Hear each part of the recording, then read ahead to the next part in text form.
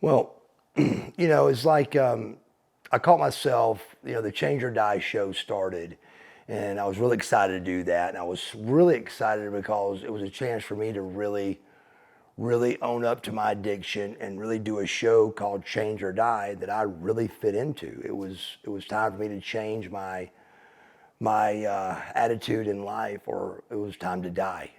I was staying clean Monday, Tuesday, Wednesday, Thursday, and telling myself, great job, Mark. That's a great job, man. You were sober 4 days. You deserve 3 days off. That's what the addiction tells you. So I, of course, dove into that and was like, hey, if I can be clean 4 days a week, I think I'm doing really good. And most people do. But then, it started to kind of catch up with me, but then the show ended. And when the show ended, that again released, there was a leash on me with the show. The leash is now off. And now you got me out there in the world with only travel and home during the week with no leash and no accountability. On my own, I realized I was getting bad. I was trying to I was lowering my pills, but I didn't really realize it until the class I'm taking now. What I was doing is called cross using, and that is it's not a gateway. It's called cross, which means if you lower something, like I was lowering my pill intake, but I was raising my alcohol. Again, telling myself, you're doing better. Enter the intervention on me here, 4.5, 5 weeks ago. And like every other addict does, I was trying to get out of going, of course. I didn't want to go to rehab. So I was saying, well, what about this? Well, we got that covered. And I was like, well, what about this? Well, we got that covered. So they were prepared for me to come up with all those things. I mean, they knew it coming in what I was going to go to. So they, of course, was ready for it. And to me, I was tired anyway of the chase. And so I just kind of said, let's do it. Let's do it. So we go to, I go into Black Bear on August the 25th. It was a Friday. And, I spent 4 weeks up there, and it was the only rehab I've really taken completely 100% serious. And I'm going to get 100% out of it, on this one. And I already have so far, and I'm going to continue. This is day 32 or 3. I'm not a big counter on, your sobriety, but my sober date is August the 26th. So, and today's September 29th. So 32 or 33 days I've been sober. This is the longest I've ever been sober. I'm really excited. I'm glad to be sober, and just how I look at things from my workouts to eating to everything I thought I couldn't do without a pill, I can do now. It's the story, like Dallas and Steve say, it's the story you tell yourself. The story I told myself was, I can't go to sleep without a Xanax. I've got to have a Xanax to go to sleep. I have a mask on my face, and I've got sleep apnea, and I wear a CPAP machine. I've got to do this to sleep. You can forget getting off Xanax because I've got to have that. Well, that's not true. And I learned that, and I got taught that keep in mind, I had an open mind to it. I didn't close my mind off. I wanted to get off these drugs. So I had an open mind to show me the way, teach me how to please prove me wrong on the fact that I think I need a Xanax to function, or to get through the day or to go to sleep. Please show me. And they did.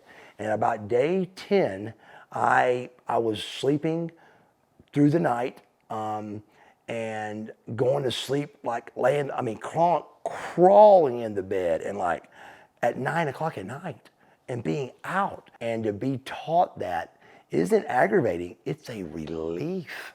I don't got to call the doctor every month, hope I didn't take too many, so I made sure I got my appointment set, because once you start taking them, if you don't have them, you're going to have a seizure or you're going to get sick. So the story I tell myself now is, be sober, be strong. You can sleep. You don't need a Xanax to go to sleep. You don't have to have this because you're sweating. It's hard. It's really hard. But if it wasn't hard, then it's not, you're not going to get clean. It's not. Just think of the energy and the time we spend toward our addiction. And then if we could just use half of that time toward being sober, oh my God, the whole world would be sober. Just half the time. Because buddy, from the time I woke up, it was definitely in the plans of making sure I had my pills, making sure I had them with me, making sure they wouldn't due, making sure if they were getting due, start doing the phone calls. So I bet you I spent 3 hours a day, even if I had my pills, I was spending 3 hours a day just to make sure they were still there. That's 3 hours that's opened up for me now. I'm going to make recovery cool this time. That's what I'm doing. And it's going to be cool to see Buff Bagwell sober. It ain't going to be cool to see him all screwed up and walking around. And I mean, what's cool about that? I mean, we told ourselves it was cool and we told ourselves we were having fun, but was I? Was I really having fun? I don't think I was. I mean, we tell ourselves that, but I think it's just you're just caught in it and you don't see how ugly you really are until somebody videotapes you and shows you and you're like, when did that happen? And they say, last night. And you go, you gotta be kidding me. And and that happened to me, literally. And the next day I met Steve and them and they took me to rehab. I still don't have no craving. I have no dreams, which is a big deal. I've had no dreams lately of using. I've got nothing but positive things going on that I've said with my recovery so far. And so I'm all the way in, man. It's I'm excited this time, and I know I got the tools to fight it, but I'm not about to let my guard down, because that's what you hear and in recovery is you never got this. A guy told me before I left Blackberry, he said, remember Bagwell, he said, you never got this, never. And I kind of scared me. I was like, but he was right. When you say, I got this, you don't have it. You just say, you might as well say, I think I got this. Now that makes sense, but you don't ever have this. It's an addict that's getting clean, so you never have it. I mean, I've even thought a couple of times during this interview that, if I relapsed, this is going to play back and go, see what you did here? I mean, you said you were going to be, and I laugh about it because I just know in my heart, I'm like a soldier that's standing at the door and you're coming in my house. I got a gun right here and you're coming in my house with a baseball bat. I mean, I'm just ready. I'm ready to shoot you or do whatever to be safe. And that's the same way I'm taking my sobriety is I'm just back and just ready to continue on what I was doing, which is kind of spreading the word about being sober and sobriety and recovery. And a lot of that goes on out there, and it can affect anybody. I mean, it hits anybody it wants to hit, and it hit me.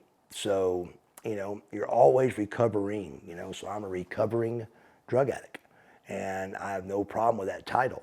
So that's what I am, and that's what I'm doing. So I look at it positive, and I'm excited for what the future holds, man. Real excited.